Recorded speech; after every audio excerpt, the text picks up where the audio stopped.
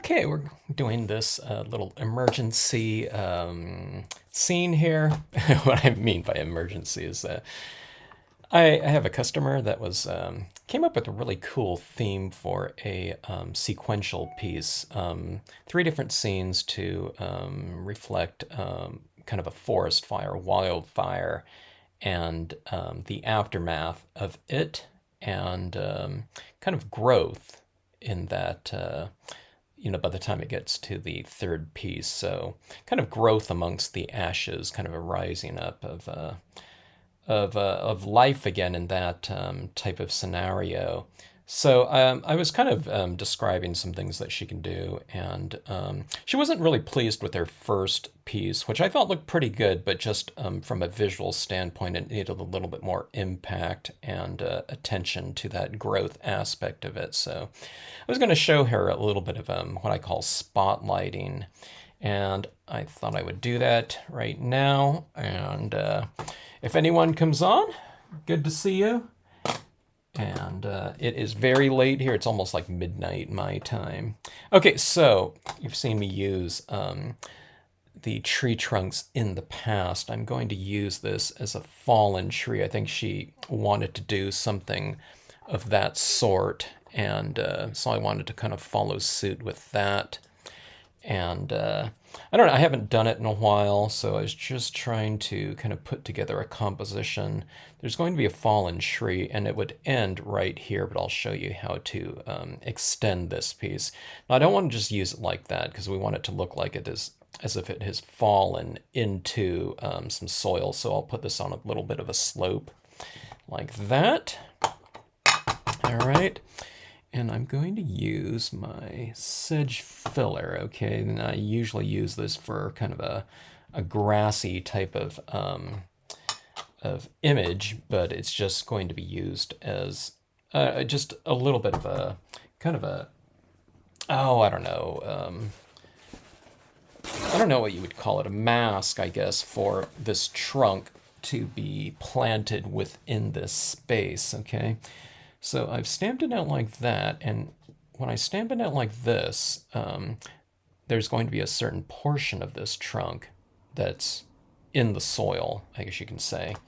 All right, so this is going to be kept fairly simple. I'm imagining kind of a freshly, I don't know, burnt area, or at least within that season. It's not going to be like growth after like a couple years or something like that, where the whole kind of area is kind of filling in. So it represents like that first season post fire, first spring maybe. And let's see what we can do. I don't know. I haven't done this type of scenario before, so I thought, let me give it a try here. I kind of have what I'm thinking of in theory kind of worked out in my head as far as the gist of it, but nothing close in terms of how it'll actually look. Okay, so I'm just kind of lining up that trunk with the first one. It doesn't have to be perfect or anything like that. It's just, I'm adding in like that. I kind of missed it a little bit. I don't know. I can, just kind of draw it in like this or something like that, but it's going to be colored in as well. So we just go with something like that. So there's our fallen tree. And then we're going to have a lot of soil around it, okay? And I'm thinking about adding in some trees like this in the background, because I think she used this in her piece. So when you're doing these types of sequential pieces where you have three or more types of separate images, it's good to have some types of elements between all of the different elements in each piece. So it could be anything. It could be images, it could be color, it could be the general format of the composition. I was telling her that she was working in the rule of thirds on our first tool too, but the third one wasn't kind of really formatted in the rule of thirds. So I'm going to try to keep it like that. This is just kind of a general type of thing too. It's not necessarily something that I'm trying to match up with her pieces, but I just want to show her this kind of idea of spotlighting. Okay, so now I'm rubbing off or wiping off some of the ink on this lower portion down here, okay? And that's because I'm putting it behind this tree trunk, and I don't want it to look like this tree trunk trio is growing out of the trunk. I want it to look farther off in the distance. So, I mean, it could just be a few feet. I'm not talking about 50 yards or anything like that. But so this is going to be lighter down here, and I'm stamping it higher, like about like so.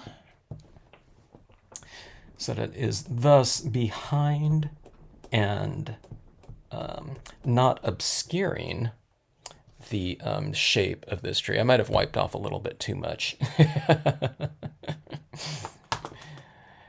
Let's see. My black pad is really super wet, so I don't know. I think I went a little bit too crazy on that. Now let's just see how this goes right here. Okay, so I'm going to be putting in some additional ones over here. Okay, and let's see. Let's go for some even lighter ones. Okay, so let me go for this and then this. You see me doing partial impressions quite a lot in my pieces, okay? Stamping them lighter, stamping, you know, parts of them only. And in this case, I just want it to look like there's a lot of depth within this background imagery, okay? All right, we'll go with something like that.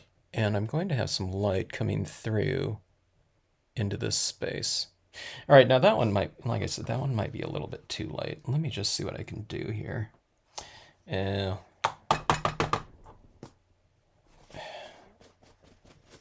I don't know how this is going to go. I'm not a human positioner or anything like that, but let's just see how this goes right here. Okay, I'm taking a chance. I'm just eyeballing it, okay? Close enough. All right, so we have that area, and this area right down here is going to be the area that I'm really focusing on, and I'm going to have some light beams coming through this area right here. It could just be illuminated, but it could be some actual beams too. All right, so let's go in here with some additional textures, or let's just go, I'm going to tone in here first, and then I'll bring in some textures afterwards. This piece is going to go pretty fast, I would imagine, because, you know, we're working with a really a limited palette here in terms of our tones. It's mostly going to be black and white or grayscale monochromatic, because I really want to emphasize this little bit of growth that's going to be down in this area on the, you know, what once was the forest floor. Now it's, you know, a very fire damaged area. Not unlike so much of the area, you know, around, you know, us here in California with all the droughts and everything like that, and I don't know, just years of fire of, you know, over the past couple decades. I mean, it's always been the case. Fire's a part of, you know, I don't know, the natural terrain out here, but it's just, these days it's just so much of a kind of a larger scale. Anything, you know, anytime it happens, it seems. Okay, so I'm adding in this tone right here, and I have a video called Easy Lighting, okay, and what it is it's about having a source of light somewhere within our scene and having that reflected light somewhere down below, okay, and the way that you depict reflected light is you have some area in between your lighting, somewhere up top usually, and this area down below. In this case, it's going to be a little bit skewed. I have my lighting over this way, and my reflected light is going to be down this way. So it's like our spotlight and our spotlit area, okay? And that's one of those things. You can use this type of lighting convention in, I don't know, 95% of your scenes. It's going to change sometimes. Sometimes your spotlit area is going to be smaller. Sometimes it's larger. The shape up here can move around. You don't always have to have an official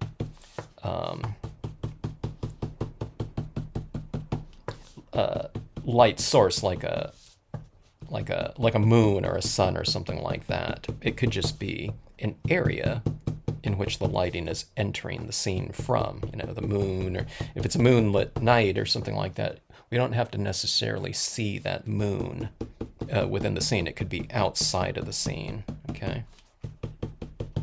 All right, so this is just going on with some gray here, okay? And my tree, it's so weird kind of not doing kind of trunks in some kind of color, but this is supposed to depict a really charred area, right? But we still have lighting down here though too, okay?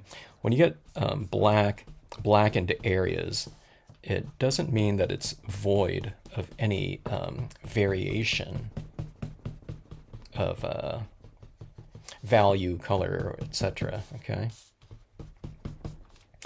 Okay. Now, I mean, I could have went for. No, I was mentioning she could go a little bit more light, like a light blue or something like that. I'm going a little bit darker here because of these trees up here, and I just need to darken them in because I didn't mask off. I didn't transition that off too well. I didn't transition it, like even good. It was, really bad. So I'm going to make up for that. Okay, so I'm using a gray here, okay?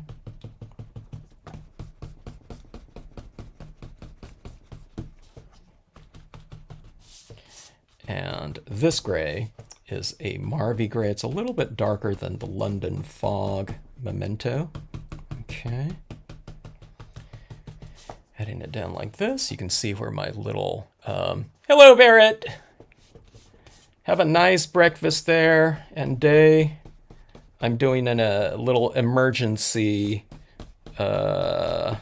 scene here, and it's to depict kind of an after fire type of situation with a little bit of growth. So I'm thinking about this little bit of green leaves kind of rising from the ashes type of thing. Good to see you.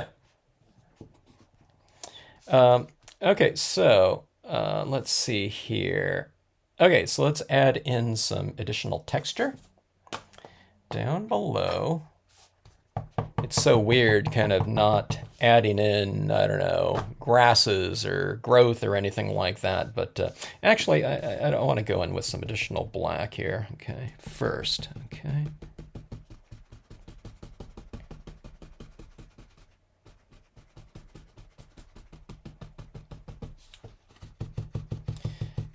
All right. A little bit more of kind of dramatic lighting by going a little bit darker here.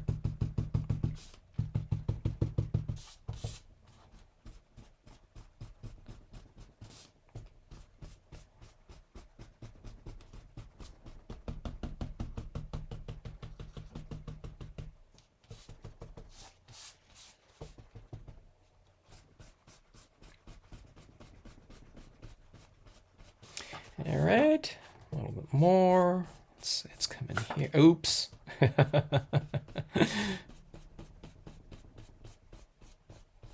Here's my fallen tree right here, which is just this, with this in front of it like that. And then I used this portion right here. I just used it like that to extend that across like that. Another customer was doing a three scene piece showing a forest fire, and then the third piece was going to be a symbol of regrowth and kind of rising from the ashes type of thing. A little thing, but I wanted to show her an example of kind of what I would do in depicting kind of a really strong focus on that growth within the piece. Okay. I don't think I've ever kind of done a scene where I've depicted something so, or I don't know, focused in on maybe something that was so small and subtle, I guess. I don't know. Maybe I have. It's usually not like a little leaf or something like that. I mean, I've done it, where I've depicted, where I've focused on objects or something like that, like a figure, like a deer or something, or some little birds off in the distance, which are smaller. But in terms of, I don't know, just visual significance in any other situation, nothing like this before. I'm usually not stamping. Ashes. Yep. Have a good rest of morning and breakfast there. Save me something. We ate real early tonight, and I don't know, thinking of that makes me hungry. But yes, have a great rest of day.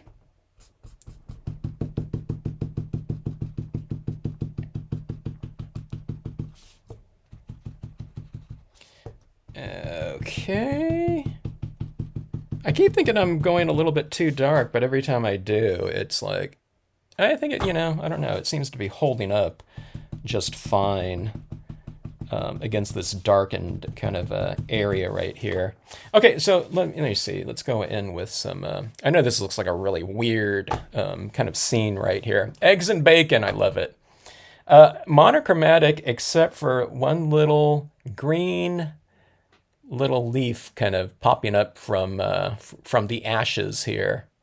So hopefully it's one of those things where that little colored area, everything else grayscale and monochromatic, except for a nice green little growth. I want something to really contrast against all of this grayscale. Down here, and I want this to be real textured and like, a forest floor just, with covered in ash. So I don't know, I haven't decided how I'm going to do that. I'm going to have to see how things go with these other images first and see if it works.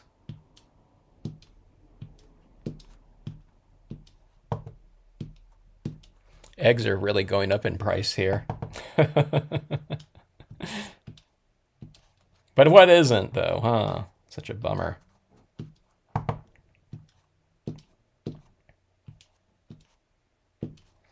Okay, darker pebbles, tiny rocks in the darker areas, and I'm using my drier version in the dry areas. So we're going from dark to light like that. So we're using our repetition of imagery and impressions, okay, to get this surface right down here. And this in itself, you can use images to create tone and lighting within your pieces by using it from dark to light like that, right? Okay, let's see. And we'll go with some additional textures like this. This is the smaller version. Okay. And I'll kind of fill in. I never use this this extreme. Okay, I use it, quite a bit a lot of times, but since there is nothing else that's going to be kind of within this area, I'm going pretty crazy with this one, okay? And I mean, it's not supposed to be covered in grass or anything like that. It's just kind of this gritty kind of texture, okay? And you can cluster it in some areas. Do it a little bit more kind of irregular too, you know, kind of cluster them a little bit here and there. Okay.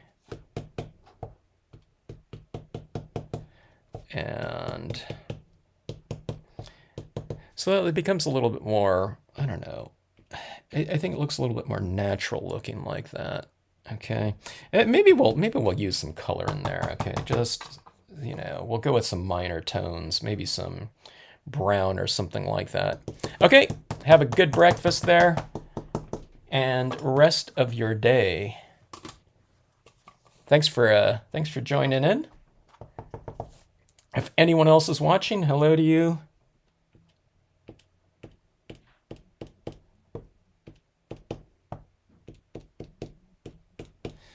Okay, I'm adding in a little bit of brown tone in there. You know what, I might go with a little bit of a, oh, I don't know, something like a antique linen distress, just to get a little bit of warmth in here. I might leave it kind of a neutral grayscale up here, but kind of in this space right in here, it might be kind of interesting to add a little bit more variation. Okay, it doesn't have to be everywhere, but just in a couple little areas just to kind of warm it up within this space. And maybe it'll provide a little bit of a, you know, kind of an interesting foundation for our star of the scene, which is going to be this little tiny thing element. Okay, let's see. Okay, I mean, I'm going a little bit more extreme. Like I said, it needs to be, I don't know, it needs to have something that says, you know, burnt terrain in here, and really gritty looking and ashy. Okay, so I'm doing this all in black grayscale, and I think I'm going to come back in here and add some of those same little rocky textures in white over the top of the black too, and I think that'll really contribute to it from a textural standpoint and lighting. Okay. All right, now usually after I do something like that, I go back in and I add additional tones over it because it just gets a little bit too busy and crazy that way. So you can kind of mellow those textures out a little bit. I'm getting a little bit too dark right there, I think. Here, someone is saying that, you know, their paper towels are textured, so they can't use it because they're getting the patterns of their paper towel. All paper towels are textured like that, but in order to get rid of that decorative pattern that's on the paper towel like that, if you're using that for your applicator, is you just take it like that. I mean, you can see the pattern on there, but you just go like this, and within, you know, a couple seconds, you have a flat surface to use, right?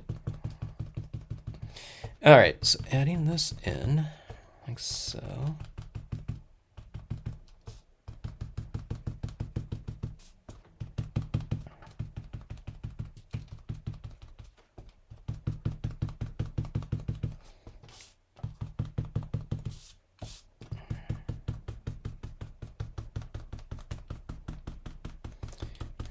Okay.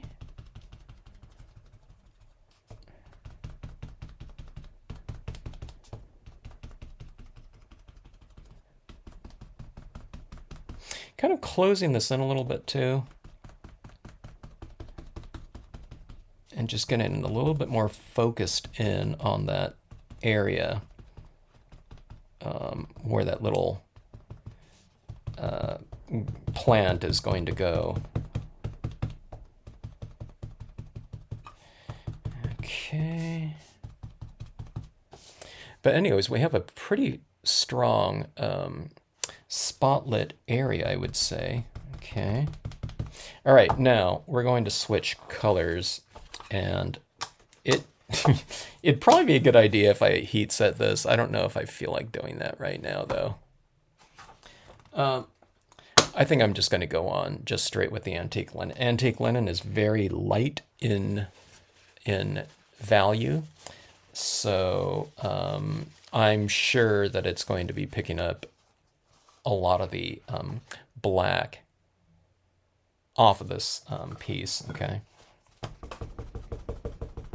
But it's all supposed to be blended in anyway, right? So it's not bad to have a little bit of blending occurring. Then you get some kind of cross between the colors that you've already laid down and the color that you're using. Okay, so you get these kind of intermediate tones. You know, I don't want it all kind of muddy looking or anything like that. So, I mean, if it gets just too extreme, then I'll heat set and I'll apply some more. But otherwise, I think I'm good to just go on there. But see that right there? It just, it's a way that, you know, it's still monochromatic, and I don't think it's going to detract from our focal point in here at all. But it looks like a richer gray, I think, by doing that, you know. Let's bring it up here, up into the sky area. Yeah, it's just so much more of a warmer tone like that. I think I just made a big fingerprint right in there and there. I'll show you how to get rid of that stuff. I'm getting some things that I don't want in here. Oh my gosh, this is really soaking wet over here. It's just, you know, your white pigment ink will really take care of that. My fingers are juicier than normal. Look at that. Oh my gosh. Okay, so anyways, that is really looking really ashy and gritty down there for our little thing. I think some light beams coming in here too might be kind of interesting coming across in here. I mean, this is such a minimal. Hello, Crystal Fire Creations. It's an emergency broadcast here. To do something that a customer was trying to depict, okay? And I thought, all right, I've never done that before, so I thought, okay, let's just do it. And hit go live, you know, at the same time. Why not?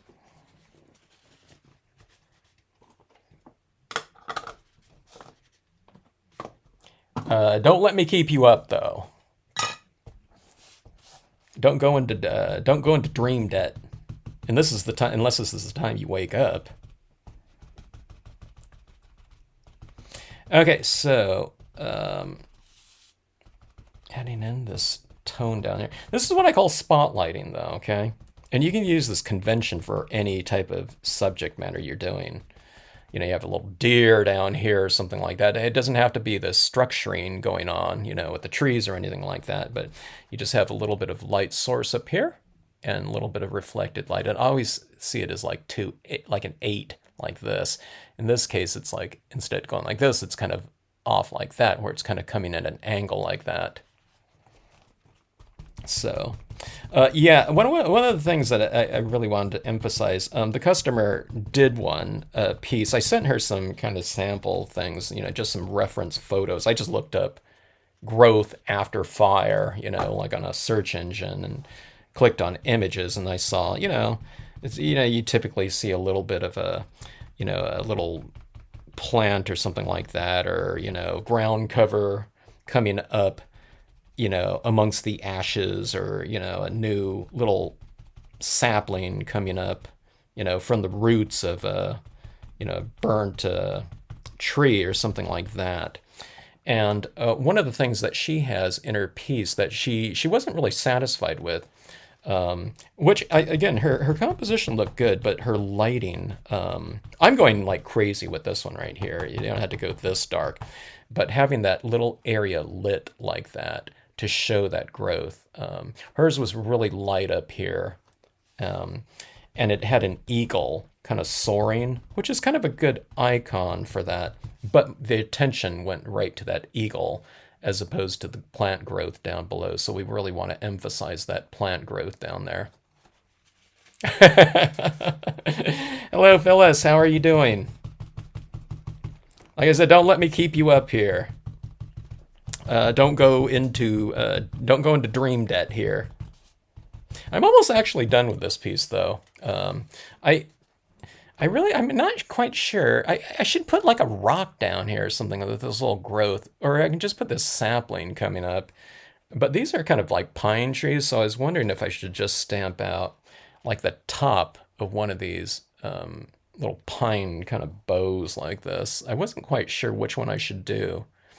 But this one kind of might, a little thing like that kind of growing up from the ashes might be kind of interesting. I don't like how it would, maybe I just do it from like here or something like that, huh? I don't know, something like that. Might be, I don't know, might work, I don't know. Okay, so this is the whole thing down here. I don't want this area down here to look, I mean, it's just like a pebbly kind of mass of texture. So we want to make that look somewhat interesting, but I can't use, what I usually do. I usually do foreground in here with like reeds, but it's supposed to look like a burnt forest floor where there's nothing around in there. So I can't utilize some of the things that I normally do. So I don't know. Yeah. Your Sheba.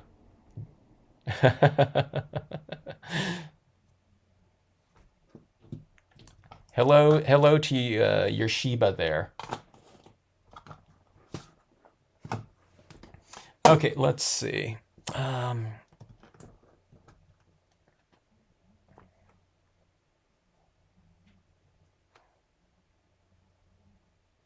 Had a lack and white vibe going.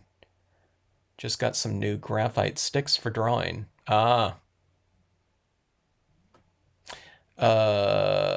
Graphite sticks. Are you talking about just the pure graphite sticks, the ones that come in the different kind of what do you call those? Softnesses, hardnesses, or whatnot?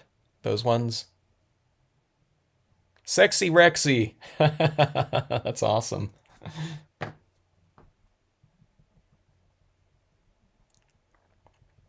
Does he stamp?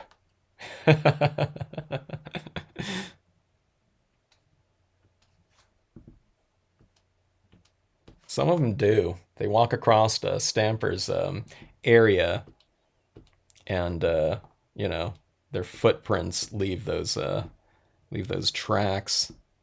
Okay, I'm adding this. This is glossy cardstock. I'm adding this white pigment ink on there. I thought it would show up a little bit more. I guess it shows up in those darker areas, but I want this to look really ashy.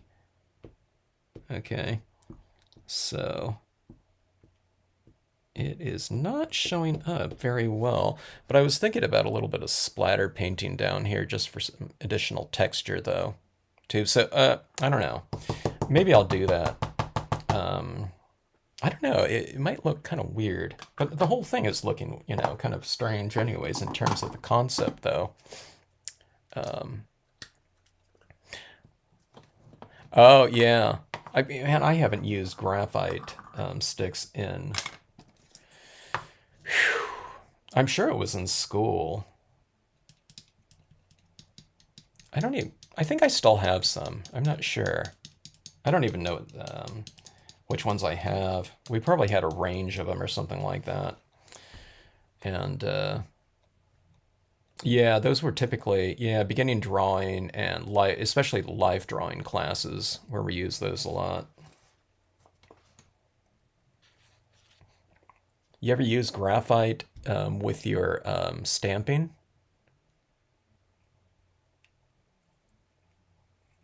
I've done graphite in one video before, monochromatic, where I stamped things out and then I finished with the graphite, which I thought was pretty interesting. But I thought, a lot of people don't want to see like some kind of like graphite, type of scene. That everyone likes color.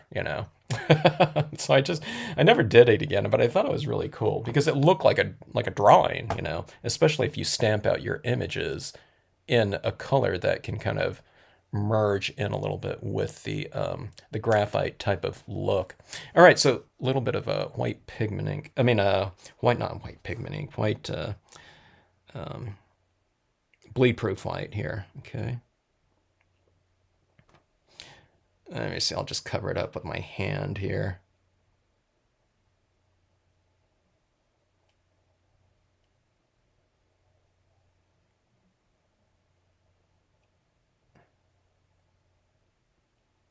This is going to represent like that ash, that white ash. All right, something like that. Okay. Oh, and I'll show you guys something that I normally don't do, but I've always kind of recommended, but you can tone in those little dots to any color you want by applying some tone right over the top of it again. He whines like he's being murdered.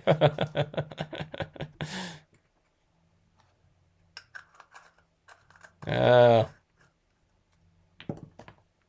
Sounds pretty cute, though.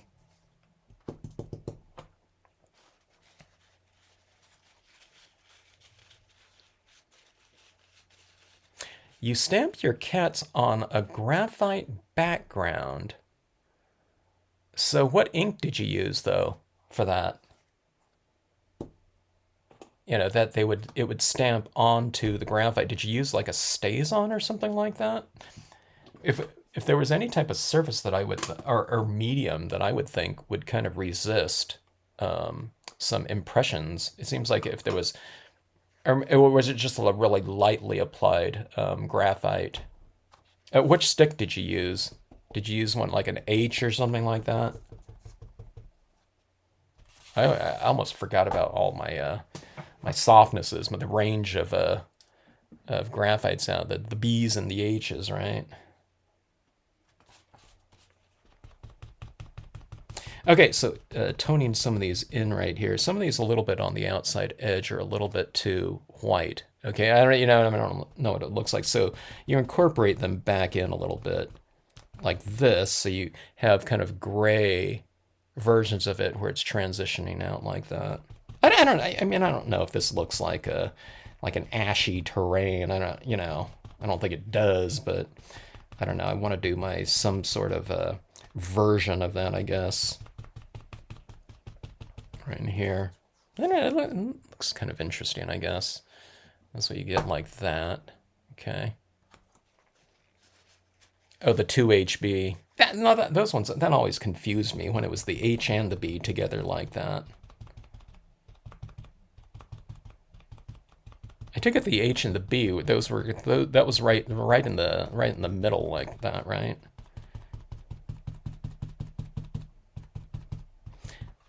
How old is Sexy Rexy?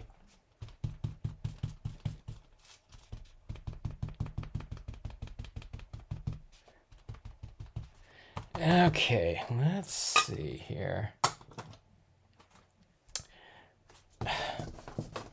I need to get my hand. I don't want to have any more fingerprints on here, so let me get rid of some of this right here like that. All right, it is so bizarre because I cannot use any more growth around here, or I don't want to, you know, for this purpose. But yeah, you know, leaves or something like that coming in from the surrounding area, that potential is gone with this type of scenario here. I do have this tree right here that's you know, the bear tree that I can have somewhere in here though, and that would look fine. I don't want to use it in the foreground though, like that. All right, well let's just get to the main star of this piece, which will be the leaves here.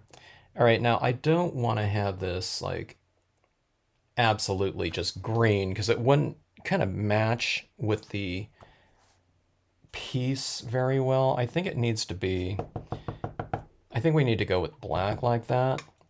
And then I think we need to go with some green on the leaves, right? Otherwise, it would just if I just stamped it in like in a lime green or something like that, it would completely, I don't know, stand out and not kind of harmonize with that surrounding area. But I don't want to have it too light though either, because you know, we do want it to stand out. Let me see what this is going to look like. At this point in time, I wish I had more, you know, I wish I had more pens. I don't have as many pens as I used to.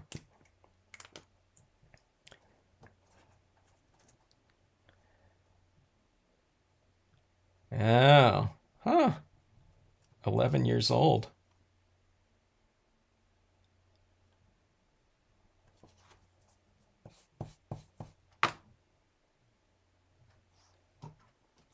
What is his favorite thing to do? Is it going in walks, taking a ride in the car, sticking his head out, smelling everything? Okay, let's see here. Here we go. I will put this. I think I'll have it leaning this way, right? If I have it leaning this way. No, maybe I need to have it leaning this way because the light is going to be coming in from that way. So it's like kind of you know, leaning into the light maybe. Let's try that. All right. Let's go like that. Kind of like pointing up in that direction.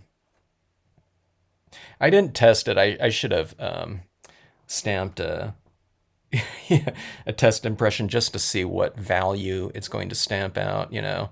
Sometimes you just don't know what colors these are going to be when you're mixing then things like black and green and, you know, olive green and light green over the top of the black. Did I remove enough black with the, you know, the tone? I'm not sure. All right, so that is that. Okay, so it doesn't stand out very much, but that's kind of what I want. But what I've done is I've got this pen ready to go to add in a little bit of a brighter green in here over a couple of those leaves like that so we can vary it a little bit. All right, let's see. The beach. That was my favorite thing to do for a long time. I was obsessed with surfing for a while. All right. Let's see here. Sometimes it's good, you know, these live videos for me to. I'm almost looking at the video as much as I am my live piece. Or sometimes I'm working on it, but I'm watching myself do it on the screen, so I get a better idea of kind of how the video is going to come out, rather than just kind of working on the scene like I used to, you know. I don't know. I forget to do things like change my exposure and all that, but I know to do that now, you know, because I'm actually seeing what it's going to look like here. Okay, so that is that. I got all my smudgy little fingers in here, fingerprints and everything like that. Let's go in here and kind of like try to bring a little bit of emphasis to this, but let's fix all of this nastiness in here with some white pigment ink, because it saves me from doing a lot of different things poorly in my pieces. And I do things poorly, but I know how to recover from them, you know, most of the time. I don't know if it's recovery or if it's just kind of obscuring. I know how to obscure things really well.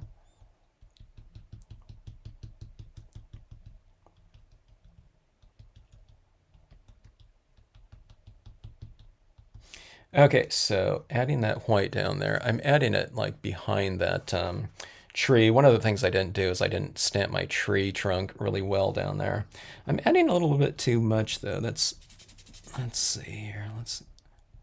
I'm using a used cotton ball. Sometimes it's good, sometimes it's bad. If it hardens on here, it's not so good. But if it's kind of already saturated and already matted down really nicely, it works really well. I like using my cotton balls, kind of the second for the second scene that I'm utilizing it for usually, and then usually after that it's a little bit too much and I toss them out.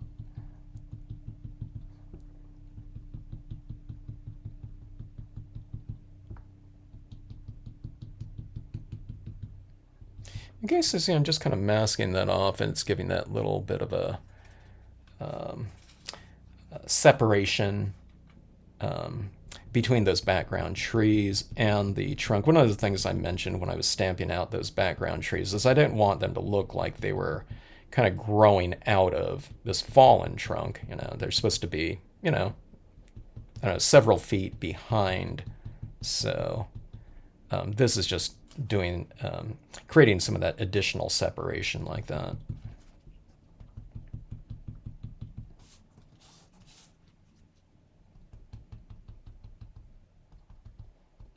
Okay.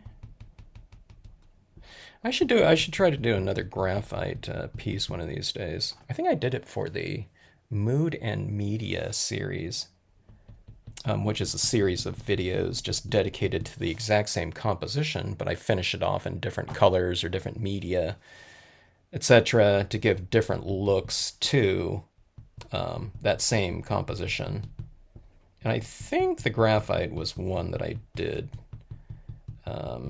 which I don't think I had ever done before. But it's not too different from doing the kind of monochromatic pieces where you just utilize kind of grayscale, and then you utilize like a white pencil and a to bring out the lights, and like a dark pencil black for the shadows and whatnot. But you start on kind of more of that neutral, like you're kind of talking about with the graphites there.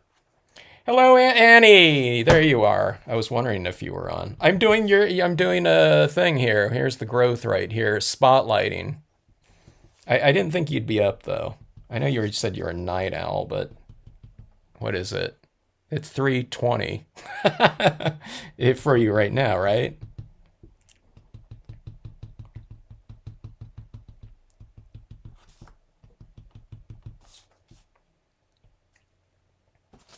All right, let's see here. But you inspired me. I thought I've never done kind of this idea of this kind of this scenario with kind of this ashen, forest floor void of kind of any growth, both high and low. So it's like a challenge to see if I can do something without, additional things kind of hanging in from the top or something like that. But I really wanted to make this area down here look like it was really kind of burnt and just charred, So it's like, all right, what stamps do we use for that? Confusing, but always fun. Okay, let's see here. Oh, you ordered your Brilliance re-inkers. Where did you order them from? Oh, that's what these are, Crystal Fire. Exactly. Those are my smoky kind of shadows in the background. That's a good thing that they can be. The textures on the ground, Annie, are just a bunch of the the pebbles, the rocks, tiny rocks and tiny rocks small, and done in darker tones and lighter tones than the light right there. Okay, so here's the thing. What I was mentioning to them is I want to make this stand out where it's light enough but not so light, okay? It's like, since that's that little tiny thing like that, I mean, it's the star of the show like this, but so you want to give it a pretty good amount of variation, okay? So like on this leaf right here, I mean, this is a really tiny little detail like this, okay? But it's adding a little bit of a lightness on it, but it's also dark, so it's varied in tone. Maybe I added too much, but something like that, okay? you want a little bit of variation in there. And again, because it is like your main focal point. So, having a little bit of detail in there like that, some variation could potentially help it in terms of, I don't know, just having a wider range within that space. And I don't know. I mean, and I'm doing this for the first time, so that's what it is in theory. I'm just kind of trying to work it out into application here. All right, so I'm going to add in those beams because I think, just without the use of so many different little things that we normally do when we can work with like living things like leaves,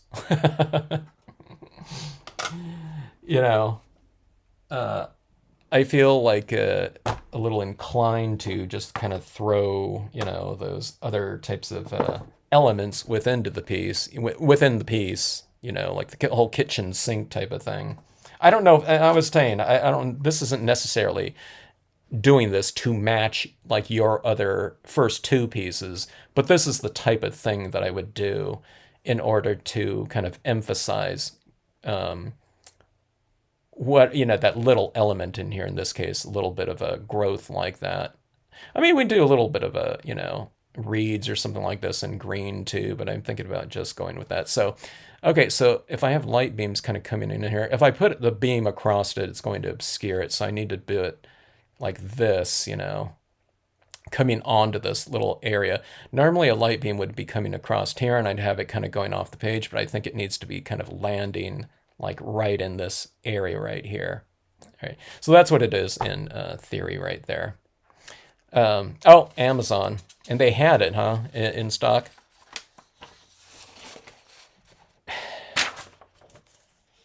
Hello, Michelle. Good to see you. What time is it for you? I'm surprised anyone's on. I'm always surprised anyone was on. Bear was on, but she looks like waking up for the day in like Europe, or where was she? Was she in the Netherlands? I forgot. But okay, so let me see here. Where should that lighting is going to be? Let's put that lighting. I'm going to put that lighting right from that little branch right there. Okay, so let's do that. The theme of this piece, for those that are logged on after I kind of described it, was what I don't know. What does it represent? It represents kind of like growth, right? After the aftermath of fire. 225. Oh, you're on. Let me see.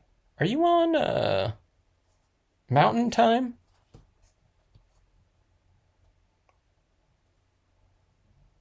All right, so let's try it like this right here. We have some night owls out there. Some even more so. I am. You can count myself amongst your ranks. I mean, it's not uncommon for me to go to sleep at like 4, quite often. Unless I'm consistently having to get up at like 6 or something like that. 50, which was the time that I'd get my son ready for high school. Oh, well, we're almost done here. Hope that aspirin helps with whatever you needed it for.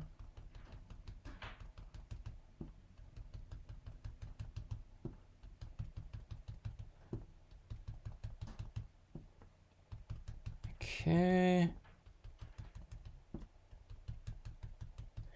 And we won't only be doing one beam here.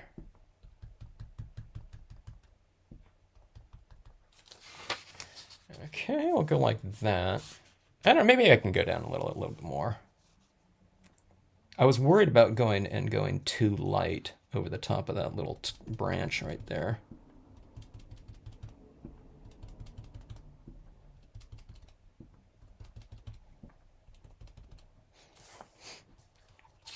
I'll go something like that. All right. And see, I put this little twig kind of growing up in that direction because I knew that that's the direction my lighting was going to be coming from. Oh, you're in Central Standard. Wait, 2 hours? Oh, yeah. Yeah, never mind. Yeah, Mountain Standard's 1 hour behind us, I think. Pacific Standard Time. Just watch a couple videos. The videos, Stampscapes videos are known to kind of eradicate like any type of you know headache or discomfort or anything like that in life.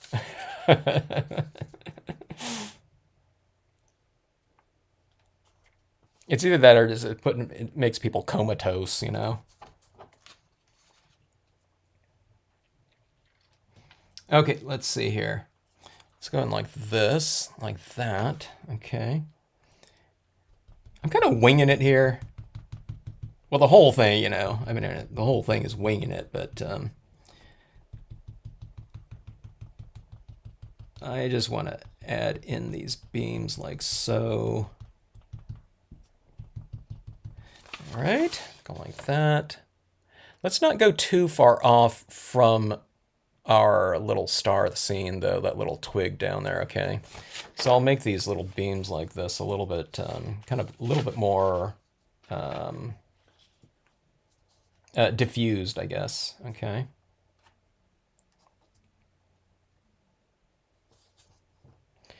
All right.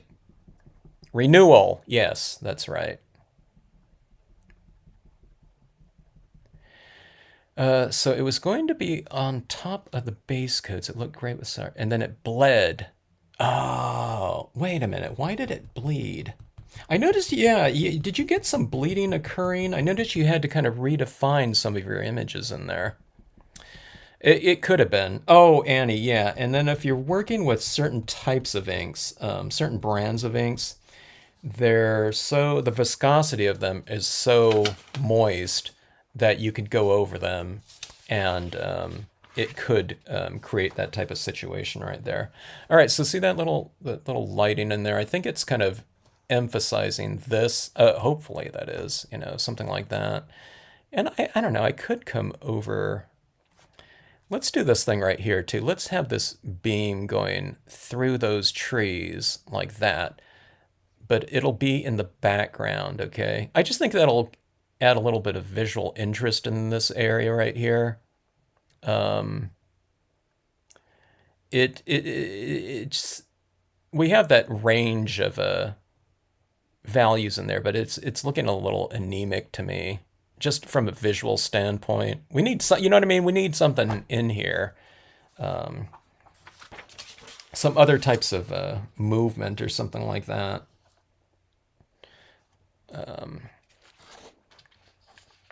All right, Crystal Fire. Thanks so much for checking out the checking it out here for a few minutes there. Always loved Connecticut when I was out there.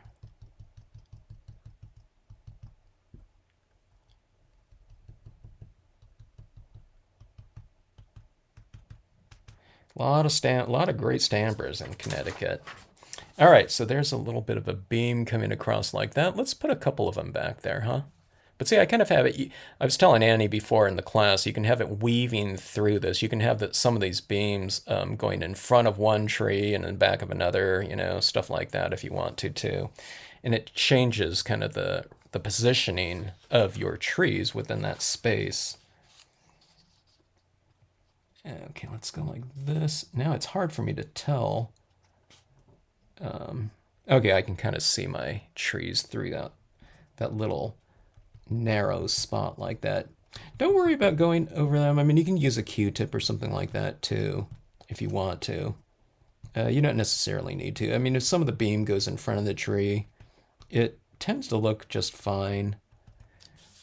Anyway, so see, you know, just putting something like that in there. And if one of them comes out a little bit too light, then just dab it down a little bit and kind of mute it a little bit. Yeah.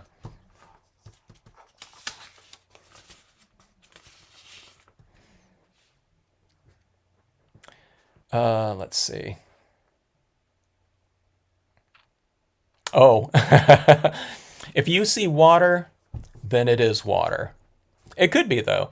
What this is supposed to look like, I wanted to create this kind of ashy post fire type of situation down there where it's all black. Okay. The problem with that is that if I stamp this little branch right here on all black, if it was like this black right over here, this image wouldn't stand out. And because I'm not working opaques here. That's the problem with dye-based inks, is you can't stamp, something in green in here and have it really show up. So that's why I'm doing this in kind of this illuminated area, but I've tried to close in this area as much as possible to give it this kind of a little spotlit type of feel in here. But I think let's go with another kind of couple beams of light like that. Okay, I don't think that these beams in the background there are detracting from this area down here because they're kind of muted. So let's come across this way and add in that. Okay, so you always kind of pick out some kind of vanishing point, okay? And my vanishing point was that little branch right there, okay? So let's go like this in here. And again, I don't want the beams to detract. I don't want this scene to be about the beams. I want it to really, well, I don't know. They are kind of powerful, a powerful visual, but I'll make them kind of muted enough where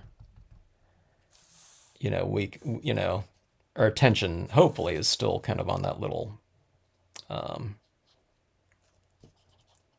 bit of growth down there.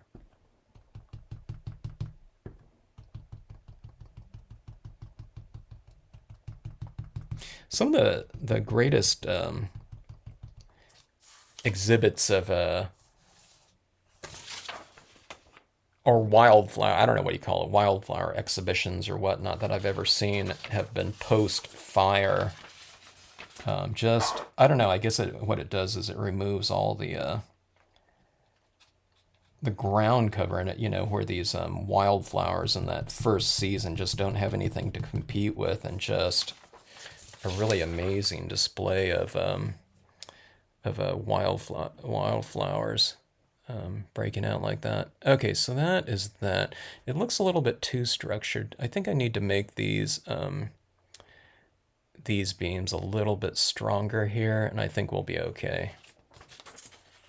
Or, let me see here. Okay, so that lighting is coming from there, so let's make that light source a little bit lighter, I think. I think maybe that's it. Try to figure out what's going on in this piece. Every time you do kind of a new type of scenario, there's different kind of little things you just have to kind of work out that might be a little bit of a tweak from kind of the things that you've utilized those images for in the past. And this one's really different. It provides kind of a cool challenge, though. I'm just not getting here. Let me go for my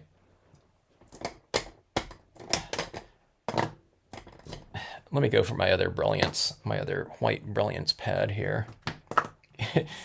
I mean, I could re-ink this one too, but this one's a little bit more kind of loaded up with fresh ink. It's my impression brilliance ink pad. My other one's my cotton ball. Yeah, okay, here we go. The other one's my cotton ball pad because it gets, so all that furry kind of build up on there.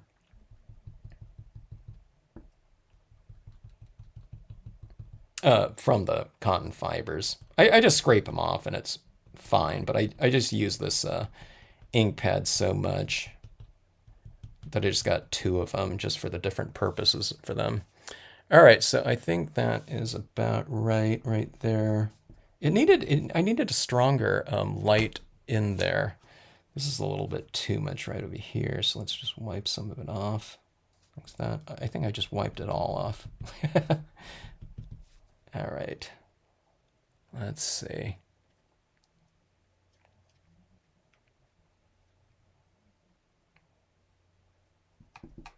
It could be a pond. If this was a little bit of a pond, what I think I would do is here's a little thing that I do, a little tweak on water, is you do those little striations coming across. I'll show you what you do. So you can do this right here. So you have your lighting like this. And if this is a blue lake or, sunset scene, and this was like a little pond reflecting all those warm tones, what you do is on a situation like this, coming in from both sides, what you do is you just do one of those little things like this, coming in from one side, and you have that coming in from like that. And when you do like these types of things like this, coming across the surface horizontally, it gives it a little bit more of this kind of feeling of it being water when you get something like that. So, you have these things coming in like this. And then, you get that little bit of lighting in the middle. So you want this thing to taper off like, from a little bit thicker to thin like this, okay? And then in the middle here, like I said, where these things taper off like that, you have a little bit more of that illuminated area like that. And that kind of gives you more of this kind of surface quality of like water or something like that. And I mean, if you don't have to have this on there, but if it's kind of a larger body, I think it kind of emphasizes that kind of surface quality a little bit more. Oops, I have a bunch of white. Where did I get the white ink on this one? All right, let's see here. All right, I think it's time for a new cotton ball. And probably a washing of hands is kind of called for. Let's see, I need a paper towel too. I need to get that again. It's all...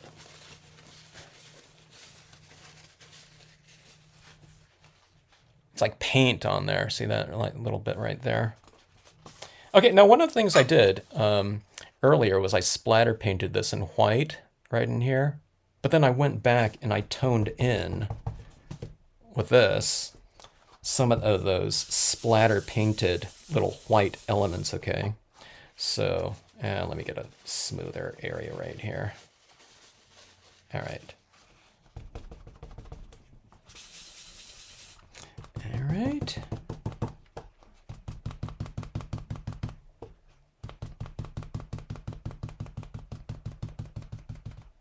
Okay, yeah, so I'm toning in some of that. I wanted to, when I was looking at those photographs of these forests in the aftermath and that growth, I mean, it looked like there was a combination. It's all kind of dark and kind of ashy looking, but or charcoaly looking. But then you have that ash that's kind of white and reflective. So I wanted to go in for something like that.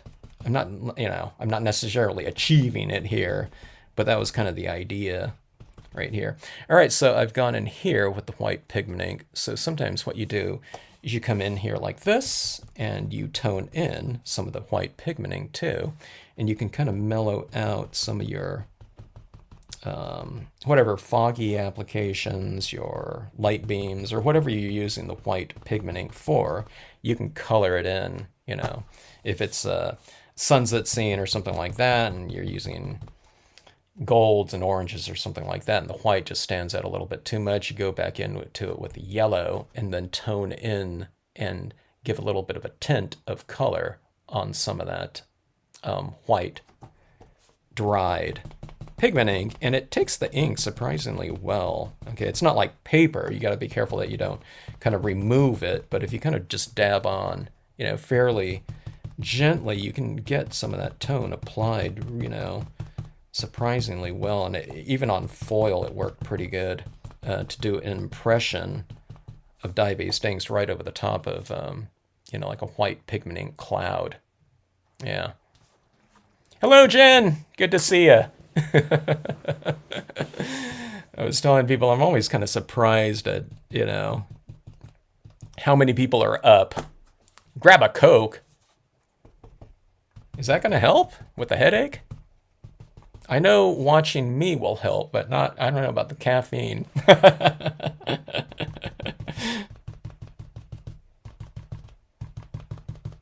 Okay, so anyways, this is my little, what was it again? Annie, it was Renewal, right? Our little, our little plant that could. You know, it would help if I matted this off too, and we put it on green. I think that would, kind of, bring out that little green in there a little bit more. I'm gonna put a little bit of yellow on that too. So it's like aftermath of a forest fire here. Okay, that's what it is in theory.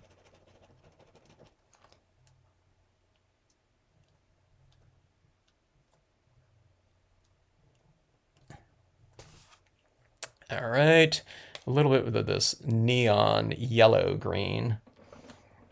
It's not standing out so much, you know. Okay, let me get a little bit more texture in here. I've kind of added texture. I've muted it down with extra tone. I've gone over it with some white, because like I said, I'm not using a lot of different colors in here and it's fairly minimal. I'm just trying to bring in, I don't know, as much kind of visual interest into the piece as I can with kind of a limited, I don't know, maybe textural range, image range for sure. And just itching to use, some other types of foreground in here. But I'm not allowed to on this one.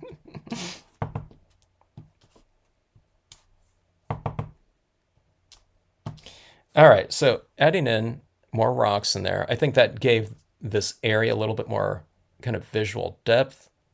Now, I don't know what those are going to dry to look like. Sometimes they dry a little bit lighter looking. I don't know. I think that looks okay though. Let's see. Oh, huh. I can do some of these rocks in here and emboss them, so they're raised from a textural point of view. I don't know. Should we do something like that?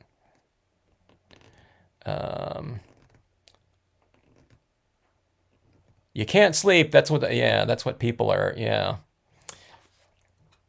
here for. Let's see. For those of you who need to get sleep and you can't, if you really want to get back to sleep.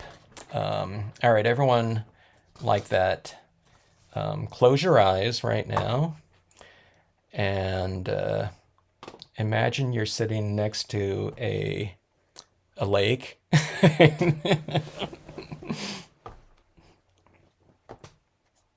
And you hear the breeze. You feel the water on your toes. Are you asleep yet? Yeah, I think so too, huh, Jen? I think having some of those rocks down here raised, I think that would be kind of good. I mean, right in here, I think from a textural standpoint, why not? Huh? I mean, this is kind of, like I said, it's kind of a minimal type of piece like this, so I don't know, why not? You know what I mean? Because I'm not using other types of images in here. Why not utilize, I don't know, kind of everything at our disposal for that use. I don't know. What do you think, Annie? This is Annie was doing her piece, and it was getting to that third piece where we really wanted to emphasize something like, that little bit of growth or whatnot. I don't know. I think I need to get more green down there or something like that. Maybe I could bring a little bit of growth into this area too. Okay, I think that's what we need to do here. I was just trying to emphasize the one little leaf like that. But why don't we just say that this whole little space in here is kind of our little spot of renewal, post fire. So why not bring in a little bit of peeled paint, kind of that more aged looking, distressing green or something like that. Hello, Beatrice. Good morning to you. For all of us, it's good. It's night because we're, um, people couldn't sleep.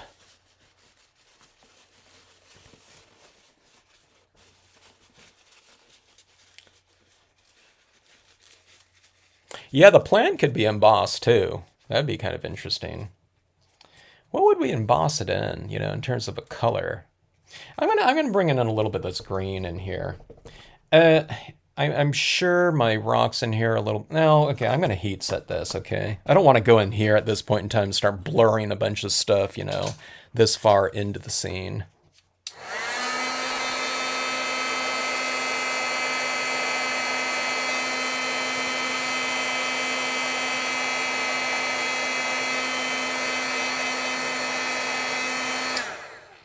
All right.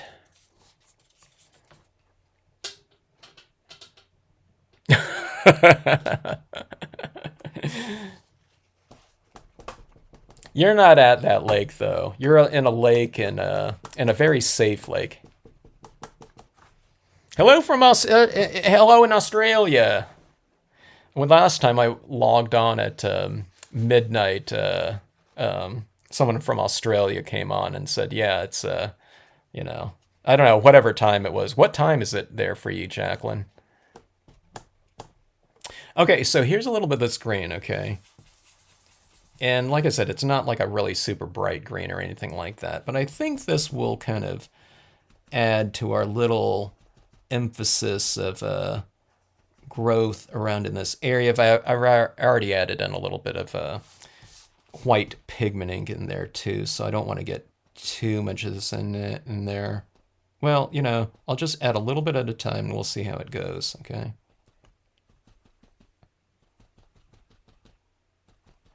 I think that looks pretty decent like that. It's a little bit too muddy. See, whenever I go too muddy like that, then I just bring in a little bit of extra white pigment ink. But I think we're going to emboss some rocks in here. People that are logging in are probably thinking, "What the heck scene is that?" You know what I mean?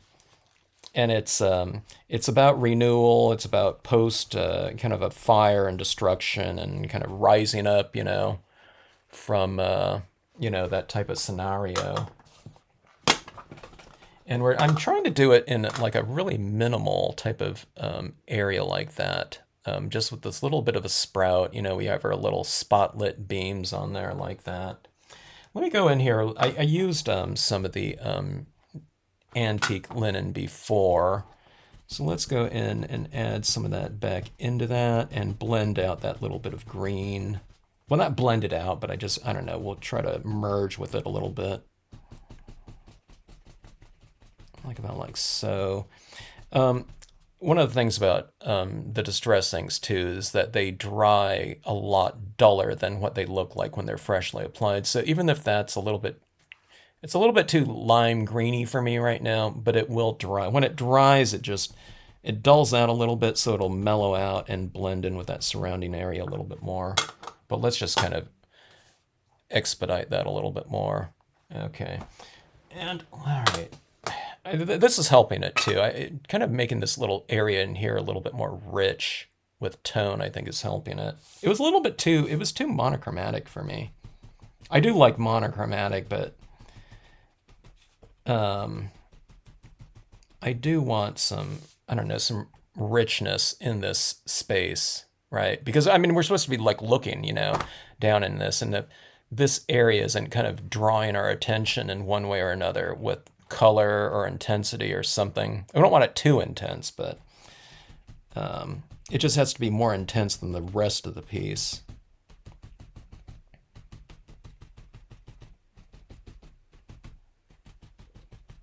So I've never thought about doing something like like fires, you know what I mean? I don't have like some kind of like emotional reaction to it, like, oh my God, I don't want to do something like, depicting a fire. I think it's really cool. And I go hiking in areas that, that have been fire, but us in, California, and so many other places these days out west. My gosh, yeah, too much fire, too much devastation. Australia too, right? Okay, let's see. 5:50 Wednesday. Got it.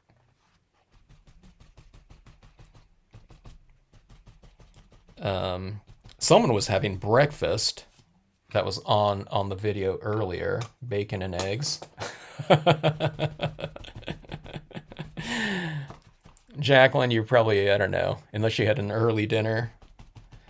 That's coming up. Okay, so here's a little bit more of this brown tone. I think this is looking better now, like this. My attention goes down here a little bit more. And we were just kind of discussing, if you just logged on, I was adding in some additional rocks because this is kind of a minimal type of thing. I don't have like foreground types of elements in here or hanging branches down like that because it's not supposed to be like that. It's supposed to be like a burnt kind of terrain in here. So we're trying to think of some ways to just kind of, I don't know, kind of add some visual richness into such a minimal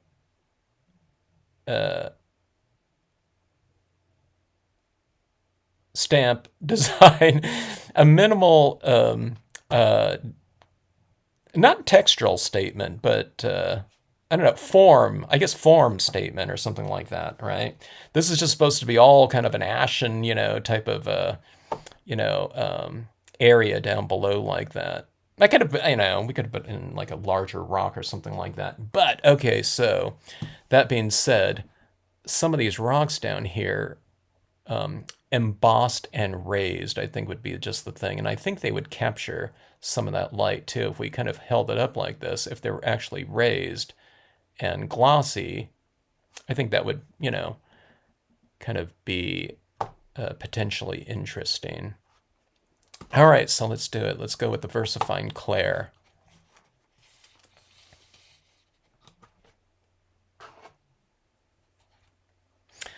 Silver. Now I'm going to do this one in black embossing right here.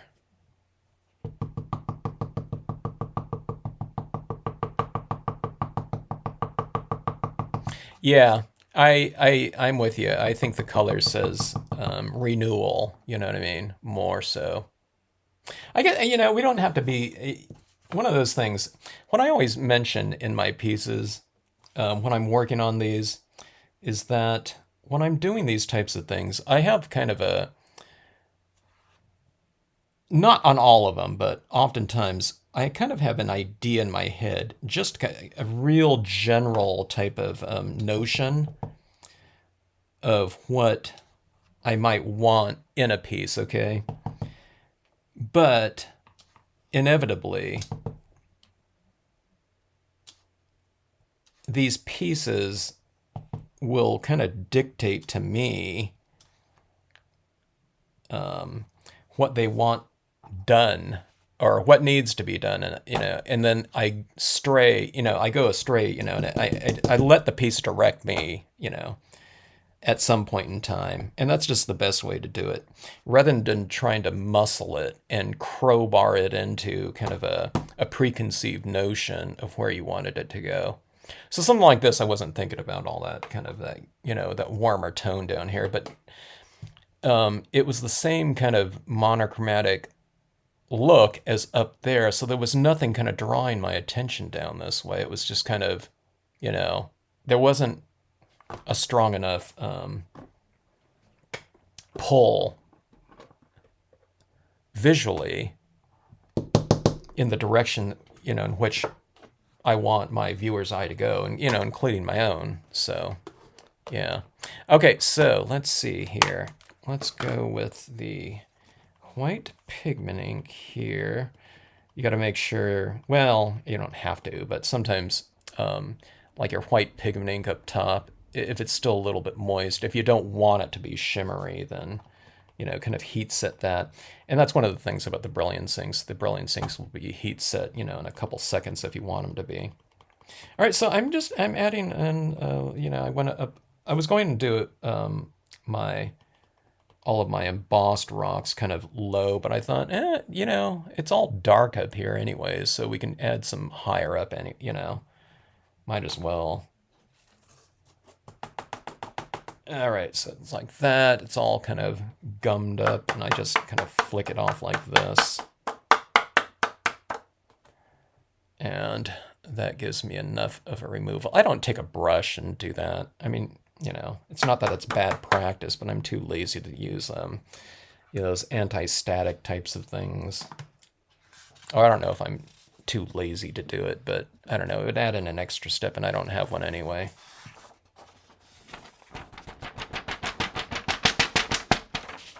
For my stuff too. I mean, if I get a little powder on the outside edge of it, you know, it's not any big deal. If you're doing some other types of stamping where, you know, there's really definitive areas that are, you know, where some embossing pattern is really going to stand out, then yeah, you know, you have to use it for that. But scenic stamping, I don't know, you get so much stuff kind of merging in, I don't think it really matters. Okay, so here we go. The fun begins.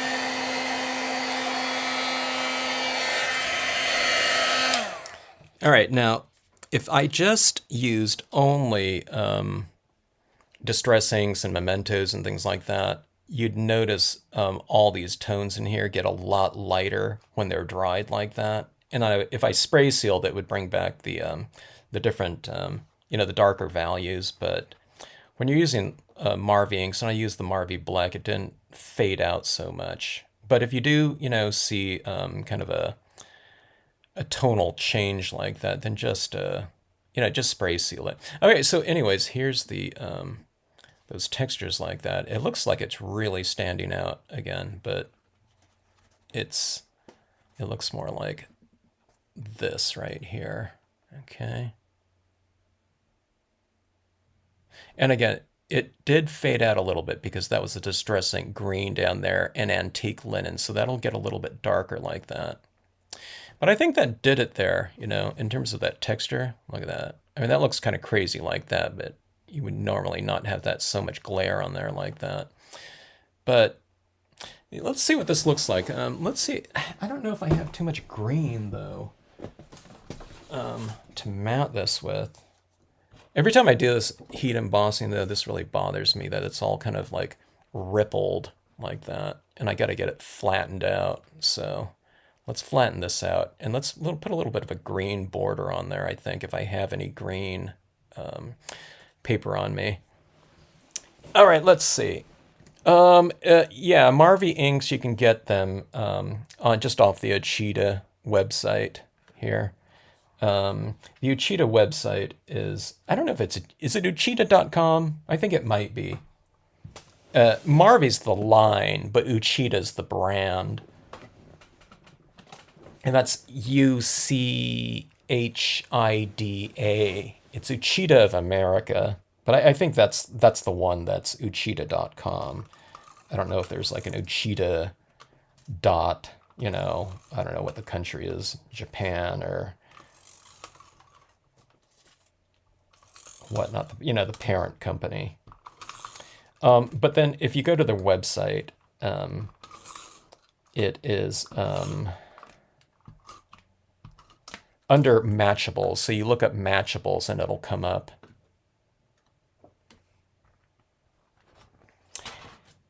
And unfortunately, they don't have the blank pads anymore.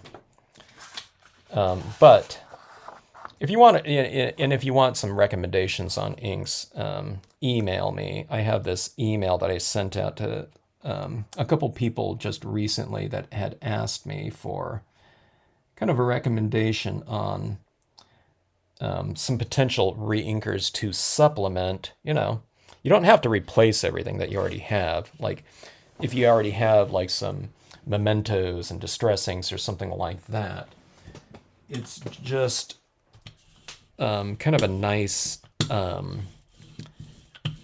element to have one color. If I mean, you can have two or whatever, or as many as you want, but even if you have just one ink within a given value and value range and hue, it can really increase the entire intensity range of all of your given colors. Okay, so what I'm talking about is if you have, you already have, let's say, you already have 5 blues, and they're not Marvy, okay? They're Distress and Memento or Stampin' Up and all that, okay? If you add in like one Marvy number 10 blue, okay, into that mix in re-inker form, it'll brighten up that whole range of tones if you're layering them onto a scene. Or a number 11 light green is the one that you would brighten up any type of green scenario, green grasses and things like that. So there are some colors like that that are really potentially very worthwhile in terms of that increasing one's range of potential intensities from any kind of color range that you're trying to work with. All right, so anyways, that's a little bit of that right there. And let's see what I have here. I don't think I have a lot of green, but I have like a pre-folded green card, I think.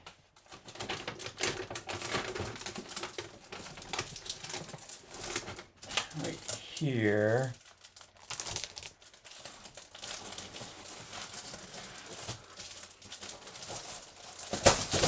I know way to do. Olive oil. What is this one? Oh, they're both olive oil. Now, I don't know if I'm going with this one, but no, that does help, doesn't it? What do you think? This is a pre-folded card here. I'm just going to use a piece of paper right here. I might go with just a double mount, I think.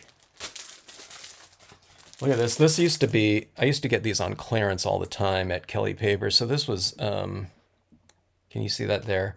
$2.98, 25 sheets of this color right here. It's, it's text weight, but they often had cover weight as well. If these things were sitting on their shelf for 1 year, they just got rid of it. And I'm guessing it was like 70% off. But now that has drastically changed. It's so much more expensive, even for the clearance section items. Okay, so I think we'll go with something like that. Yeah, that green really helps. And then I'll put it on black or something like that around it. Let me see. We need to change our exposure right here. All right, that's what we're looking at right here. Okay, that's more like the scene.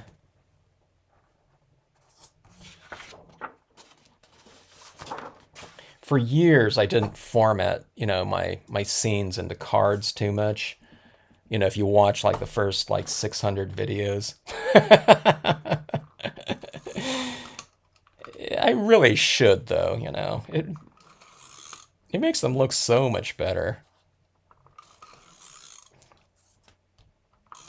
But as is the case, I don't know. You get done with a scene, and I'm kind of already thinking about the next piece. It's like oh, now I did this. Now, I want to do something else. Something else comes to mind, or two things come to mind after you do it. you know, you just want to get to that rather than, you know, kind of formatting into a card. But I don't know. It just makes them look like exponentially better doing that. All right. Just eyeballing again.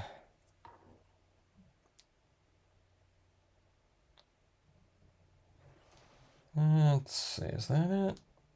Is that about right?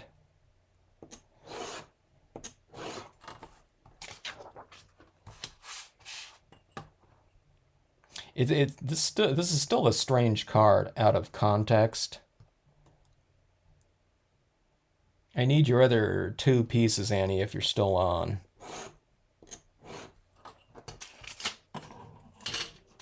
Annie did a great, like, you know, force, you know, was engulfed in flames, and there was like the smoldering kind of ashes scenario on the next piece, and then she was doing her, you know, kind of her renewal piece, you know, is that third piece in the, you know, sequential piece or a triptych piece, whatever. All right, and I have a matte black, but and this is not black, but it's kind of dark enough. I think it would match the those rocks down there a little bit more. Maybe go with like something like that. I'll just have a little bit of just a tiny bit. So we'll go thin, thick, thin like that on that. I think this is too much, right? Let's go with a little piece like that. All right. I'm going through so much more tape these days too.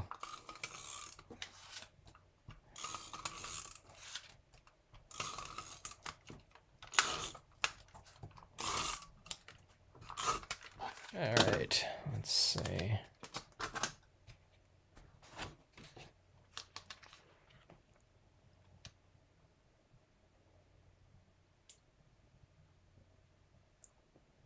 There's so much glare off this glossy, I can't even see. Okay.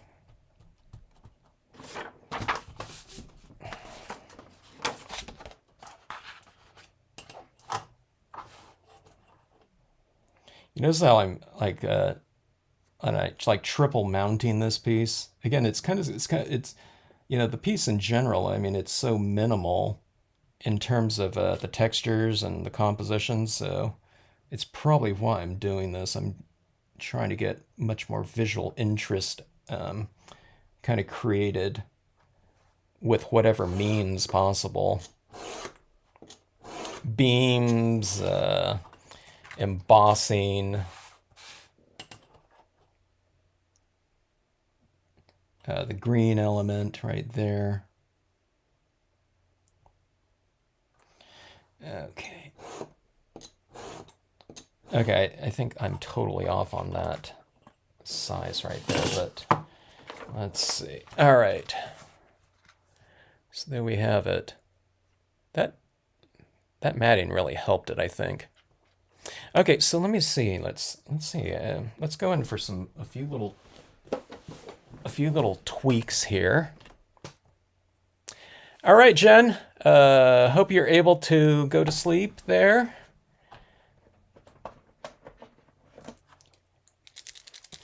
If you're not, come back in 10 minutes. We'll be going through kind of a little hypnosis session here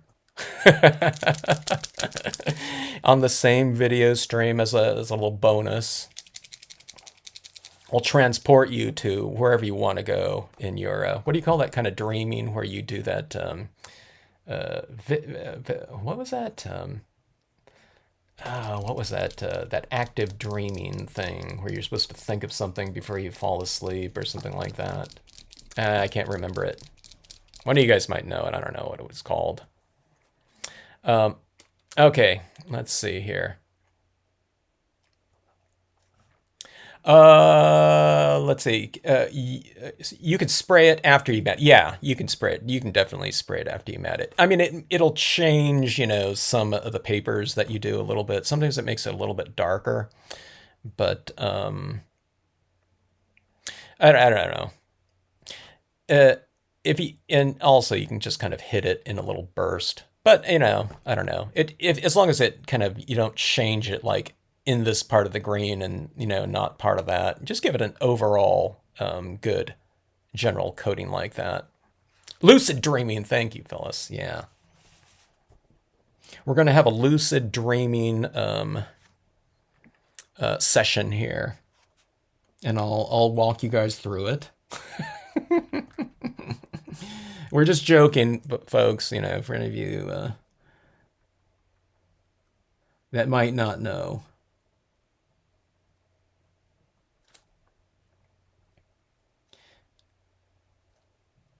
Okay, this tree right here. See this little tree right here where it's, we have the beams on it. So I'm kind of emphasizing that with a little bit of highlighting on there. On the top of that tree, I'm putting a little bit more dots. And then right in here on the path of that light where it might be just kind of skimming the, that, fallen tree, I'll put a few less highlights like that. But do you see what that does like there? You know what I mean? It's something subtle, but when you do all these little things like this, kind of in the pathway of your light, you're kind of re-emphasizing that light direction or whatnot. And it can be, I mean, these things are really fun to do anyways. But I don't know, it adds those little finishing touches like this. And something like this down here, we can kind of make this little area around it kind of sparkle like this. And maybe it kind of directs the viewer's attention to that little area.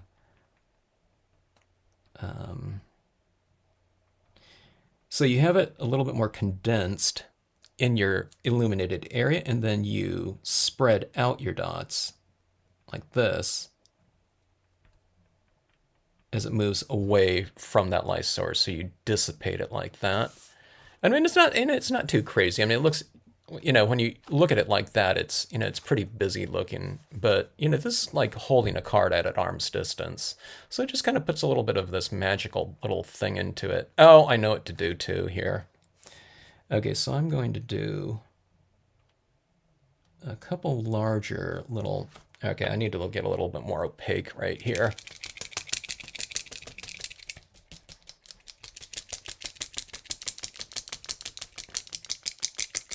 Here's a question. Does anyone here have dream, what do you call it? Dream recall. I used to have it. I used to write down all my dreams for a while in these journals that I kept right next to my bed. And when I got into the habit of writing it down, I remembered all of my dreams, but now I don't remember them all, like hardly any at all.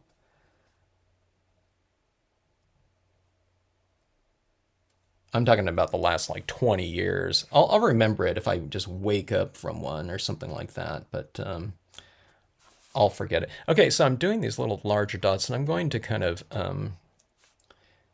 give it that little bit of that halo kind of glow in there with some additional pigment ink as well. All right, so we have these beams in here as well. Okay. Now I don't want to go too crazy with this because I want those beams in the background to be a little bit more subtle too, but we'll put a little bit of this kind of this lighting like this on these trees facing that light. This one right here can, I can put quite a bit because it is in that light. It's just so close to it. Same thing with this one right here. I'm going to see, I don't know if you can see that right in there. Let's put a little bit more. I think it can handle it, without looking too extreme. That one's a little bit too much, so I'll blot that out a little bit like that. Oh, yeah, that repeating dream, huh? Reoccurring one. I've had that too. Or the theme could be kind of reoccurring. And as a matter of fact, I think I just had it not too long ago. But sometimes I go back to like high school or something like that. And I'm back in high school, but I went back in time and I cannot remember my locker combination. It's just been too long, and I don't know. I need to know the combo. I don't know why. I don't know. Maybe you guys can analyze that for me. All right, so adding this tree, I think a few little highlights like that on top of it, like so. Actually, that's really helping. So see that tree like that? Yeah, a little bit too much over here. See, I use my finger and I just kind of dab it off a little bit. See, dabbing that off like that. See how light or how much darker those dots are? And these ones are lighter. It's white right there, right? You just kind of take your finger and go like this. And it just kind of mushes it out, until you get the right, like this one right here. It's a little bit light, so you just kind of dab it like this. And what you're doing is you're removing a little bit of that ink like that. So I don't know, your little fingers kind of make a nice tool like that. So you get this little bit more gray dot like that, where it's in the darkness like that. But you see it on these trees like this?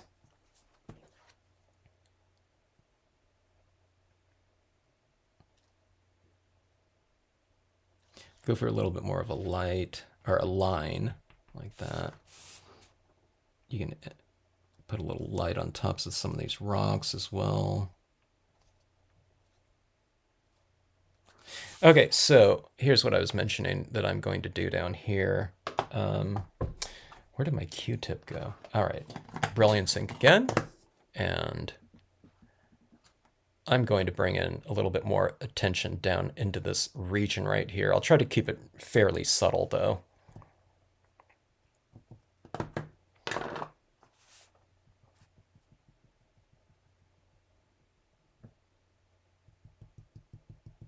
All right, so let's go like this, and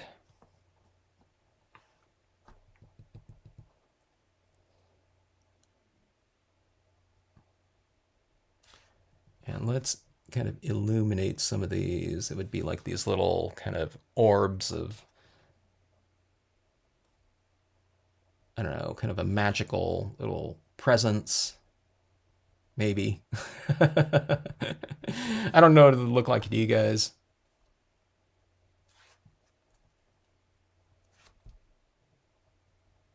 I mean, it could just be, like a lens flare or something like that. I mean, if it was a lens flare, it'd probably be, within the beams like this. Let's do that. Let's do this one right here. That little white dot in that space like that.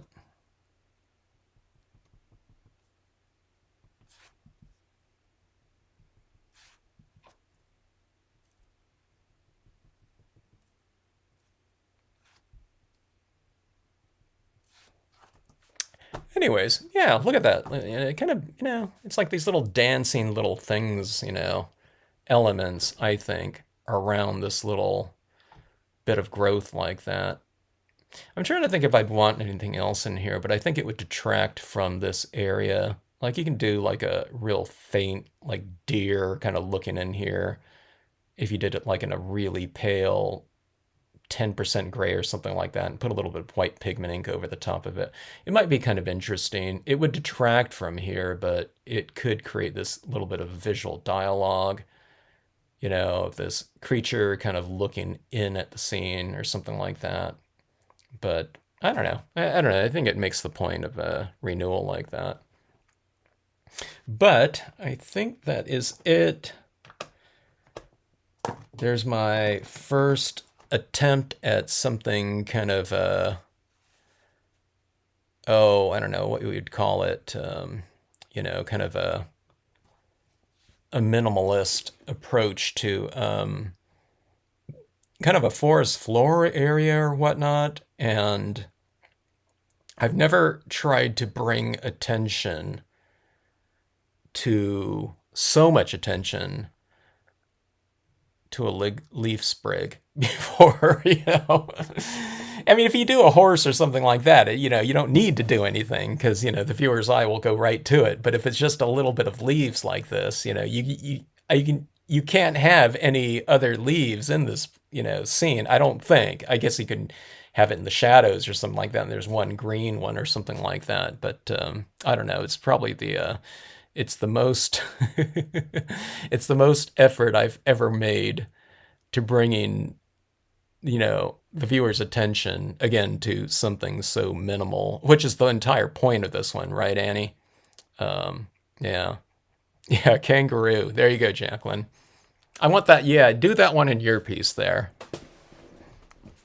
So in Jacqueline's piece, these are like some gum trees or something like that, you know, and yeah, you can have a little silhouette of a kangaroo in the background. In fact, I've seen some things like that, you know, recently. It's like, what are those videos, these YouTube videos? Several instances where animals asked people for help, you know, and there's like people, you know, getting those fire affected animals, giving them water or something like that, koala bears, you know, and whatnot. But yeah. But yeah, I think we did it there. I think, you know, I think this achieved kind of roughly what we're going for. Okay, so when I spray the seal this piece, this is going to get a little bit darker down here. Okay. And when I spray seal these beams up top here, I'm going to try not to hit this area in here too much, okay? Because I want these beams to roughly stay about at the strength they're at right now. But these ones in the background, I wouldn't mind if those ones kind of faded out a little bit more. They get a little bit more transparent when you spray seal it. So if you do spray seal pieces like this with kind of a delicate application of things like that white pigment ink, do kind of hit it from distance, spray seal, you know, several inches away, arm's length or something like that, and allow that ink, spray sealant to dry. And then you do it again, and then you can hit it a little bit heavier. But if you do want it to affect, you know, what you've already laid down, like in this case, so I'll just kind of hit it, you know, not with a huge slathering of it. You know, those beams might disappear completely, but you know, I'll just adjust it accordingly, and I'll hit this area around in here a little bit thicker with my spray sealant. And again, so I can retain those beams within that space. So again, yeah, we're gonna have a new series for this these late night impromptu or planned sessions. We call it the Stampscapes live pajama party or something like that. Not for Jacqueline though, you know. Yeah, it's too early for her, but yeah, for the rest of us here, domestically or in Canada or whatnot. Some other people are getting up, you know. Some people just got up, like Barrett was earlier, and was it Barrett? I forget it. But she was just waking up, you know, and making her breakfast. So I guess it could be a pajama party for her too. But look at these, the embossed. Here, I'm losing my focus here. The embossed rocks down in here. It's semi-interesting like that. I'm gonna have to utilize that more. And I need to get into some different color embossing too, like this. I mean, these rocks down here, if we had like, I don't know, isn't there those like, isn't there some kind of like a rainbow or something like that? Embossing powders or something like that. I'm just kind of wondering if we did those on powders on black, but had it like on a beach, you know, where you had those beach rocks or something like that. And if some of those were like colored, you know, as you hold them up in the light, I think that would be really interesting to do that. And some of them could be very subtle. It could be dark on dark, but if you had those other types of embossing powders, I don't, they weren't holographic, right? I don't know. Some of you guys might know what I'm talking about. But I thought there were some kind of those different types of powders that gave it those kind of different types of looks under different lighting situations. Or am I kind of imagining it or just kind of making that up? I don't know, but I think that would be kind of cool. Yeah. Okay, so anyways, thanks so much for joining in. This is a really different piece for me. Thanks for the inspiration, Annie. I had fun doing this one. And I think I learned, quite a bit from it too. I learned just different areas in here. I've never gone so just black into darkness like that, but I got a decent amount of separation between that fallen tree. By the way, if people don't know, that fallen tree, how that was created was I just used the sedge filler, and I created this little bank like that, masked it off, and then this is the tree like this, right? That comes to an abrupt ending right here. But then you just take it like this again, and you just match it up right there. You can see my little seam, like that.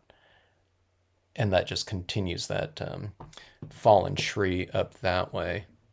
But yeah, just the amount of black in there, because this whole area in here is supposed to be like just ashen, kind of charred ground. But like I was telling someone earlier, I couldn't make it all just black in here. Though, is that little branch isn't going to show up at all, you know, green against that black in there.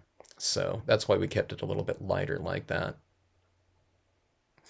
Good night, Phyllis. Thanks for joining in. Good night to you all. If you couldn't sleep before, I hope you can sleep now.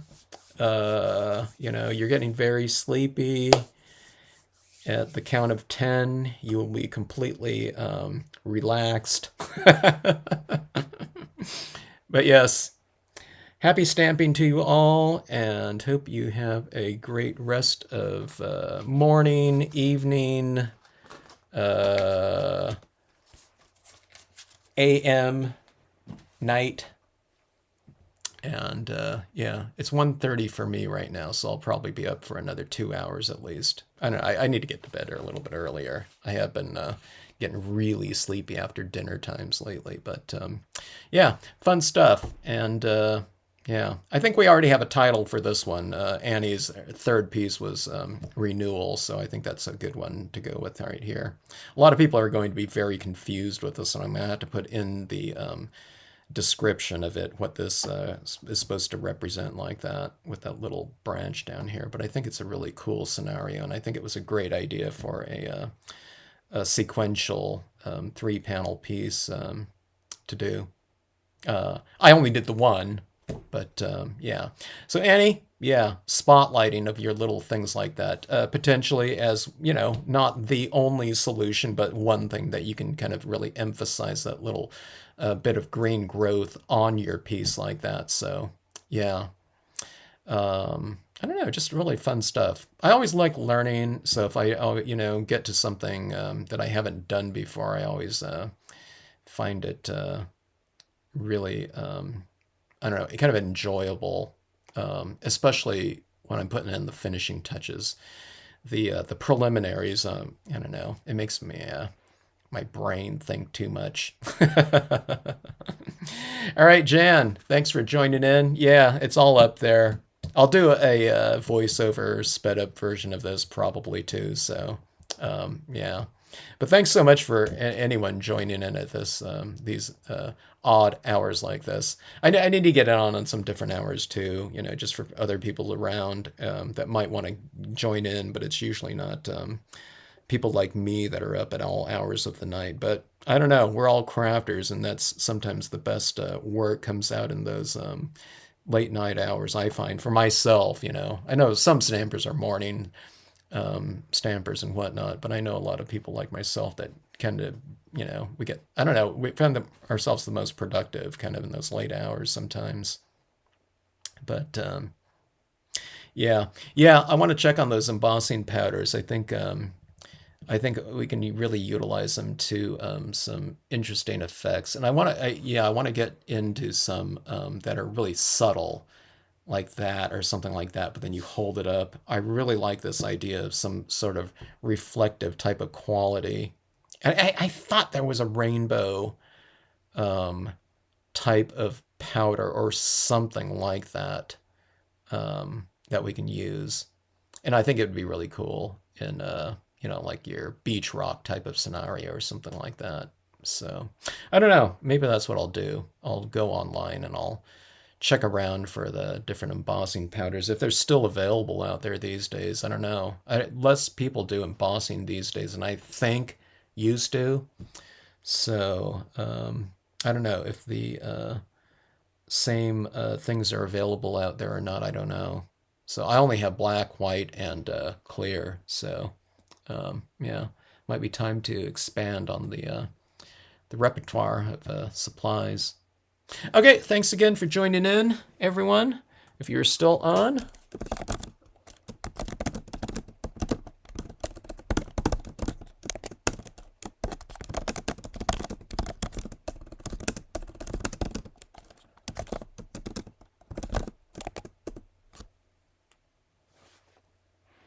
Yes, get some sleep. Dream of your scenes that you're going to be stamping out. Embossing is still a thing. I'm glad to hear it. I don't know. I haven't heard of too many people that have gotten into stamping through embossing so much like they used to. Brutus Monroe rainbow embossing. Okay, I'm going to check that one out. Yeah, but that's what I want to know. I want to know those rainbow colors especially. And especially if they're kind of clear, where you can't see them except when they're reflected in light. I don't know, you know, do all kinds of ones, but I think that would be really cool. Like especially like down in, not in this scene, but like in a beach scenario. All right, good night, everyone. Thanks again. We'll see you on the next, I don't know, either regular scheduled one or like a impromptu pajama party scene. All right.